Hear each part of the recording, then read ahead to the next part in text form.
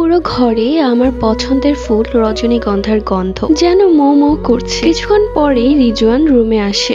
তাকে দেখে আমি এতটাই নার্ভাস হয়ে গিয়েছিলাম যে আমার হাত পা রীতিমতো কাঁপছিল। সে আমার সামনে এসে বসে আমাকে বলল, কেমন লাগছে আপনার?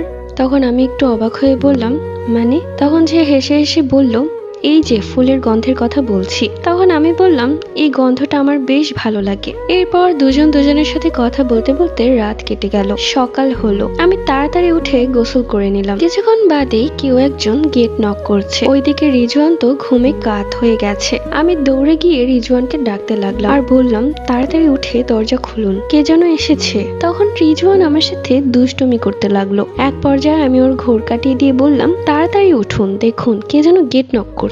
তখনও গেট নক করছিল। তখন রিজওয়ান তাড়াতাড়ি ঘুম থেকে উঠে গিয়ে দরজা খুলে দেখে রিজওয়ানের খালামণি দাঁড়িয়ে আছে।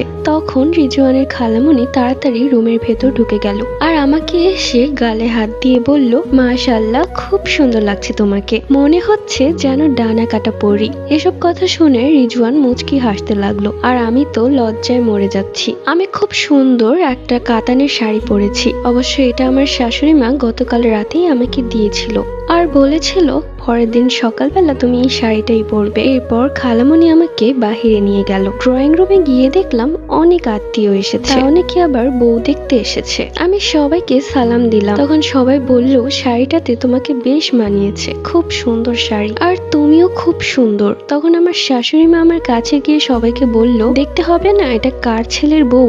আমার ছেলের বউ, তাই তো এত সুন্দরী। শাশুড়ি মা বললেন, আজ তোমার বিয়ের প্রথম দিন, তাই আজকে আমাদের এখানে একটা রেওয়াজ আছে, সেটা হচ্ছে তোমাকে মিষ্টি কোনো কিছু রান্না করতে হবে। তখন আমার শাশুড়ি জানতে চাইলো আমি কি কি রান্না করতে পারি। আমি বললাম, আপনি যা বলবেন আমি তাই রান্না করতে পারবো। সবাই তো বেশ তারিফ করছিল, আমার খুব গুণী মেয়ে পেয়েছো। এরপর সবার পছন্দের আমি পায়েস রান্না করতে চলে গেলাম। কাজের লোকরাই সবকিছুই আমার সামনে এনে দিচ্ছিল, আমি শুধু রান্না করছিলাম। এরপর রান্না শেষে সবাইকে দেওয়া হলো। সবাই খেয়ে বলল, দারুণ হয়েছে, মেয়ে যেমন সুন্দরী ঠিক তার হাতের রান্নাও। এরই মধ্যে রিজওয়ান ফ্রেশ হয়ে চলে এসেছে। রিজওয়ানকেও আমার হাতের পায়েস খেতে দেওয়া হলো। রিজওয়ান একবার খেয়ে আবারও খেতে চাইলো, বলল, এত মজাদার পায়েস এর আগে আমি কখনোই খাইনি। কেটে গেল সারা দিন।